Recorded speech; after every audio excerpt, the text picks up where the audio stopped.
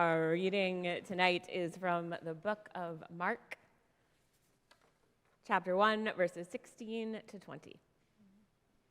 As Jesus passed along the Sea of Galilee, he saw Simon and his brother Andrew casting a net into the sea, for they were fishers. And Jesus said to them, "Follow me, and I will make you fishers of humans." And immediately they left their nets and followed him. As he went a little farther, he saw James, son of Zebedee, and his brother John, who were in their boat mending their nets.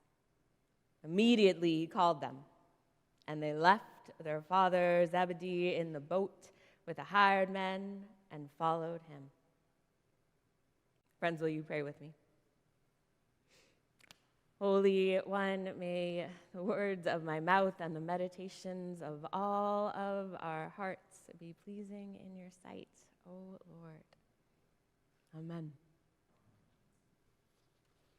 Follow me, and I will make you fishers of humans. Is there a better sentence in the world? I mean, I love you is pretty good. So maybe it's not the very best sentence that we have, but it's up there. It's the kind of invitation a person can long for their whole life. You can tell that Simon and Andrew and James and John were longing for that kind of invitation, because the second they get it, they go. They leave their livelihoods, their families, their homes, to walk around behind this Rabbi Jesus, who has something of the Spirit about him. When I first studied this text in college, the people who were leading us told us it was possible that Simon and Andrew and James and John were people who wanted to be rabbis and had not made the cut. That they were people walking around with the ache of an unanswered call inside them. Back then, if you wanted to become a rabbi, you had to make your way through a 3-tiered system, with a smaller and smaller group in each tier. Most everyone did basic education, reading, writing, memorizing the Torah. And the second tier was a bit more selective. It focused more on interpretations of the Torah and other Jewish scriptures. But to make it to the third tier, you had to find a rabbi who wanted to disciple you. And that wasn't an easy search or an easy yes, because that discipleship was a years-long, life-on-life kind of undertaking. And I cook you dinner and memorize what you think, and you let me get covered in the dust of your sandals kind of partnership. So rabbis were particular about who they took under their wing. If a rabbi would not have you, that was it. In 2011, I did not get in to Harvard Divinity School. My body can still remember how much I cried that day. It was the kind of a big, ugly cry that comes with a dream deferred. It was the particular pain of an automated email that says no. But you can't cry forever, friends. And so at some point, you pick yourself up and you dust yourself off and you go back to being a person. If you're Simon or Andrew or James or John, you go back to the family business. You go back to your father's house and build a semi-satisfying life of fish and nets and family. And you tell yourself your hands are for rope burns and not for Torah scrolls. And you walk around and you live your life with an ache that never quite goes away.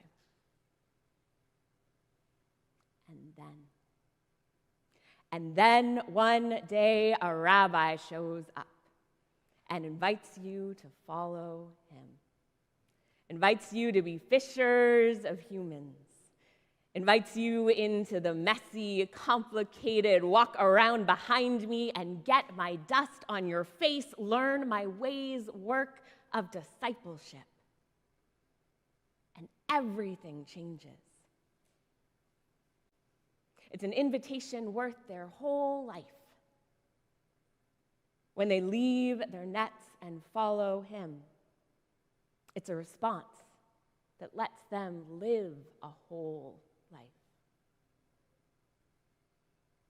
Becoming who you are is the best and most difficult work we do. Maya Angelou says that to grow up costs the earth because it means taking responsibility for the time we take up and the space we occupy. It is hard work, and it is worth doing. For beloveds, you are made with purpose. We are made with purpose. We are made for more than rope burns and long, slow dissatisfaction.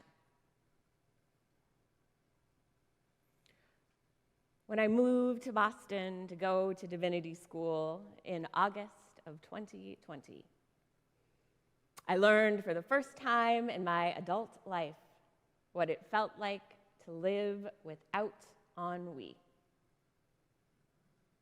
I had a good life, and I wouldn't trade the things I've learned and the people I've gotten to love for anything. But the chance to find and do the work I'm for, it's the best thing I know. It's the best thing I know. You are stardust alive, friends.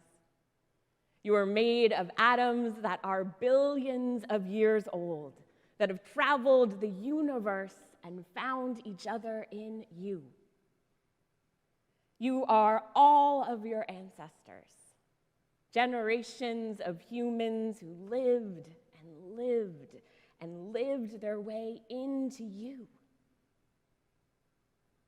Our world is full of wicked problems, intractable challenges, and people who long to be loved in ways that heal. You, fearfully and wonderfully made, doing the work you are for, is part of how we turn that around. Look at your nets, friends. See what you're catching. Make sure that the catch is uniquely yours, for the world needs you, doing the work that you are for. Writing the poem, telling the story, building the bridge, balancing the budget, coaching the kid who longs to catch their first sunfish. We follow a God who made the full diversity of us on purpose, for a world that needs the full diversity of us working in all of the ways we are towards healing and liberation. Check your nets, friends. Be sure that they are yours to hold, for we have work to do. And to do the work you're for is the best thing I know.